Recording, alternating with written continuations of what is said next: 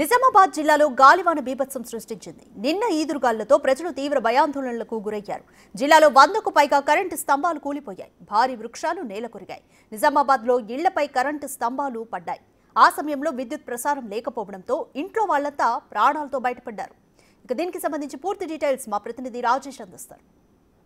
ఉమ్మడి నిజామాబాద్ జిల్లాలో నిన్న సాయంత్రం గాలివాన బీభత్సం సృష్టించింది. నిజామాబాద్ జిల్లాకు సంబంధించి పెద్ద ఎత్తున ఒక భయంకరమైన శబ్దాలతో గాలి వచ్చింది. దాంతోపాటు పెద్ద ఎత్తున వర్షం కురిసింది. ఈదురుగాలులతో పెద్ద ఎత్తున స్తంభాలు పడిపోయాయి. పెద్ద పెద్ద వృక్షాలు కూడా దారి పొడున పడిపోయిన సంఘటన మనం చూస్తున్నాం. ఇప్పుడు నిజామాబాద్ జిల్లాకు సంబంధించి జిల్లా కేంద్రంలోని కోటగల్లి గడ్డ మీదకి సంబంధించిన కాలనీలో ఉన్నాం. కరెంటు స్తంభాలన్నీ కూడా ఇళ్లపైన పడిపోయాయి.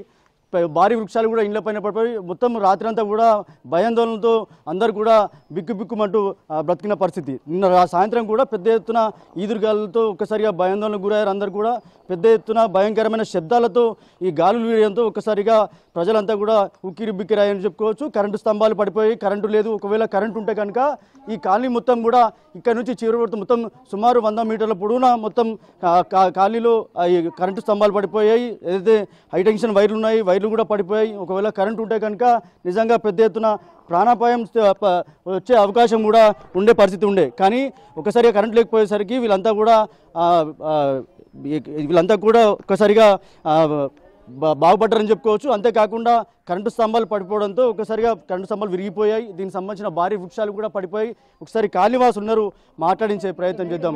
ఒకసారి ఏం జరిగిందమ్మా నిన్న రాత్రి? ఏం జరిగింది? ఎట్లా ఉండే గాలి? ఎట్లా ఉండే? ఎట్లా భయం? గాలి బగ్గా గాలి పచ్చిందా? అక్కడి 2 కంబాలు పడ్డాయి. అక్కడ 2 కంబాలు పడంగానే ఇక్కడిది పడ్డది. అక్కడ నేనున్నా ఆ కంబ కింద పడిపోతుంటే నేను ఒకటేసారి భయం వేసి బకెట్ వదిలేసి ఇంట్లోకి వెళ్ళిపోయినా. ఆ కంబ ఏం చేసిండు, ఫస్ట్ ఒకసారి పడ్డది. మేము లేనిది చూసి మాకు బంగ్లకు టచ్ పెట్టించిండ్రు ఆ కంబని. ఇప్పుడు మా పిల్లలు బంగ్లు ఎక్కుతారు, దబన ముడతారు. చాకచ్చా ఏమన్నచ్చా ఈ గల్లీలో ఇట్లా ఏమన్నా అంటే మీరే అంటారని అంటారు. ఇక్కడ మా గల్లీలు ఇట్లున్నారు. గాలి సౌండ్ అంటే మన భూకంపం వచ్చినట్టు అట్లా సౌండ్ ఉండే. అట్లకించి ఇటు తిరిగింది, ఇట్లకించి ఇటు తిరిగింది.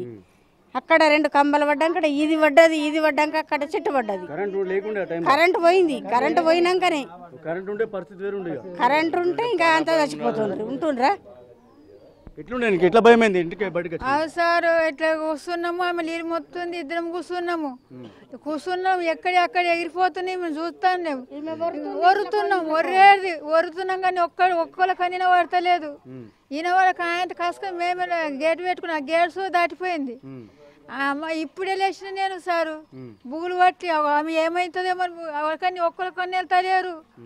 ఆమె మీద ఆమె ఒర్రేడు దొరుకుతుంది, ఒక్కడు గడుపు వరుతుంది. భూవసవదింది సార్. అట్లనే వాడినా ఇవ్వదాకా ఇన్నర్ రాలేదు సార్. ఇదే ఫస్ట్ ఎన్నెళ్ళు ఎందుకు అక్కడ కూర్చున్నాం.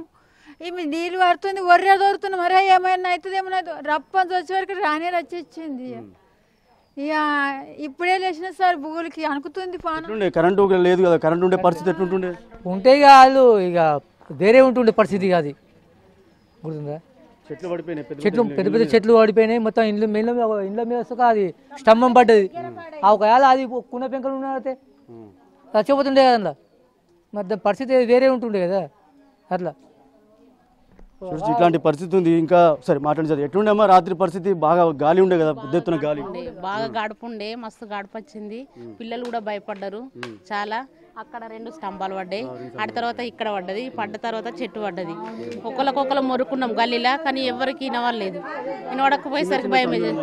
చిన్న చిన్న సందులు, పిల్లలు బాగా చాలా భయపడ్డారు. మేము కూడా భయపడ్డాము. బాగా భయం అనిపించింది సార్. ఇట్లా భూకంపం వచ్చినట్టే వచ్చింది. మస్తు భయం వేసింది మాకు కూడా. నైట్కి అందరము ఇట్లా కూర్చొని మాట్లాడుకున్నాము. ఇట్లా అయింది పరిస్థితి, ఎప్పుడు కాలేదు ఇంత. మస్తు చాలా భయం వేసింది. ఇది చూడొచ్చు ఎట్లా అంటే ఘోరమైన పరిస్థితి అయితే ఇక్కడ ఉందని చెప్పుకోవచ్చు. నిజంగా కూడా నిన్న సాయంత్రం నుంచి కూడా పెద్ద ఎత్తున భయంకరమైన శబ్దాలతో ఈదుగాలతో పెద్ద ఎత్తున వర్షాలు కురిశాయి. అలాగే పెద్ద ఎత్తున గాలి దుమారం లేవడంతో ఒకసారి మనం చూడొచ్చు విజువల్స్లో, కెమెరామెన్ చూపెడుతున్న విజువల్స్ ఏవైతే చూడండి ఒకసారి. ఏదైతే పెద్ద పెద్ద కరెంటు స్తంభాలు, హైటెన్షన్ వైర్లు కింద పడిపోయాయి. మొత్తం కూడా కాలనీ అంతా కూడా అస్తవ్యస్తంగా మారిపోయిందని చెప్పుకోవచ్చు. ఒక్కసారిగా ఇప్పుడు మనం వచ్చే వరకు కూడా వాళ్ళు ఇంకా భయంగానే ఉన్నారు. మనం వచ్చిన తర్వాతనే వాళ్ళు ఇప్పుడిప్పుడే ఇళ్ళలోకి వెళ్ళి బయటకు వస్తున్నారు.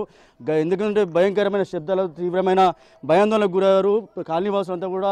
గతంలో ఎప్పుడు ఇలాంటి చరిత్ర లేదు, కానీ ఈసారి మాత్రం ఇలాంటి గాలి దుమారం లేచింది. తీవ్ర భయాందోళనకు గురయ్యాము. రాష్ట్ర ప్రభుత్వం కానీ మమ్మల్ని పట్టించుకోవాలి. ఎందుకంటే ఇళ్లపై కూడా కరెంటు స్తంభాలు పడిపోయి చూడొచ్చు. కరెంటు స్తంభం ఒకవేళ ఇల్లు పడింది, ఒకవేళ నిజంగా కూడా కరెంటు ఉంటే మాత్రం ఆ కుటుంబం కూడా చనిపోయే పరిస్థితి అయితే ఉందనే చెప్పుకోవచ్చు. కానీ నిన్న కరెంటు లేకపోవడానికి వీళ్ళందరూ కూడా బతికి బయటపడ్డారని చెప్పుకోవచ్చు. మొత్తంగా నిజామాబాద్ జిల్లాకు సంబంధించి అయితే పూర్తిగా గాలి దుమారం అయితే బీభత్సం సృష్టించింది. నిజామాబాద్ జిల్లా మొత్తం వ్యాప్తంగా కూడా పెద్ద ఎత్తున వర్షాలు కురిశాయి. నిజామాబాద్ జిల్లాని కాకుండా నందిపేట మార్గంలో మాదాపూర్, దుర్గానగర్, తల్వేద గ్రామంలో భారీ వృక్షాలు కింద పడిపోయి, అలాగే కామారెడ్డి జిల్లా మద్దూన్ మండలంలో ఏదైతే సోమూరులో 5.7, ఆర్మూర్ మండలం మగ్గిడిలో 5 సెంటీమీటర్ల వర్షపాతం అయితే కురిసింది. రామారెడ్డి, మాచర్ల, ఎల్లారెడ్డి, చందూర్, నవీపేట 3 సెంటీమీటర్ల వర్షపాతం అయితే కురిసిందని చెప్పుకోవచ్చు. నిజంగా కూడా నిన్న గాలివాన బీభత్సంకి అయితే నిజామాబాద్ నగర ప్రజలతో పాటు నిజామాబాద్ జిల్లా ప్రజలు కూడా తీవ్ర ఇబ్బందులు ఎదుర్కొన్నారు. కరెంటు స్తంభాలు ఇళ్లపైన పడిపోయాయి, భారీ వృక్షాలు కింద పడిపోయి నేలకొరిగాయి.